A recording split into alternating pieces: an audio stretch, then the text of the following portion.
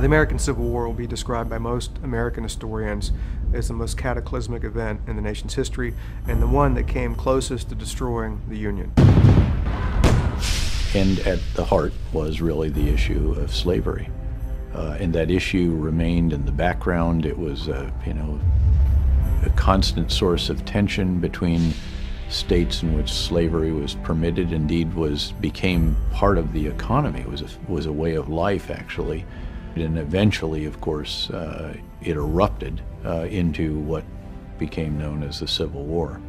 That was the schizophrenia that America had at that point. We were the land of freedom, the land of opportunity, the land of democracy, but about 35% of the people who lived there did so in chains. It's impossible for a modern person to understand the depth of courage they had. You look at how close they stood and how long they were prepared to shoot at each other and how many casualties it took in an hour. It's almost impossible to imagine the courage, the dedication, the discipline that they showed. Imagine warfare where your ability to load and tamp a musket faster than the guy with the other musket would determine if you lived or died. I think for me the things that stand out about the Civil War is literally the idea of brother fighting against brother, cousin fighting against cousin, because the country was literally torn in two. Those 4 years, more Americans died in battle during those 4 years than all other wars that America has been in combined. When you have 620,000 dead people in a country that only had 50 million people, you have driven home emotionally the importance of the conflict at a depth that lasted 100 years. And we must never forget either that many times that number of people were crippled or invalided for life by the war. Ended up being such a critical time in the United States and such a devastating time, but devastating because so much was at stake. It would literally change the face of the nation.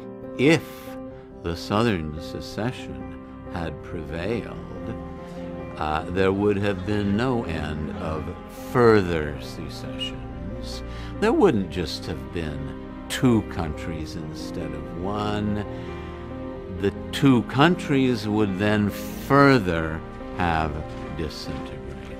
Fortunately for us, the North, as the underdog, came back and won that war for a variety of reasons, and really changed the landscape and complexity of what it means to be an American. By the act of winning, the North both validated freedom and validated the industrial model. And so you have an American confidence, an American sense of achievement, an American willingness to go out around the world that is fundamentally different than you would have had 10 years before the war. We had never been more divided as a country than we were in 1860. It really was like we were 2 countries masquerading as one. I think it's very hard to understand the role of America in the world without having that war and without people all around the world looking and saying, Lincoln was right. You can have government of the people, by the people, and for the people. That was not at all clear in 1860. People were still very skeptical of the American experiment. The incredibly insane experiment that is American democracy really almost fell apart. And yet, the nation was able to survive it and grow because of it.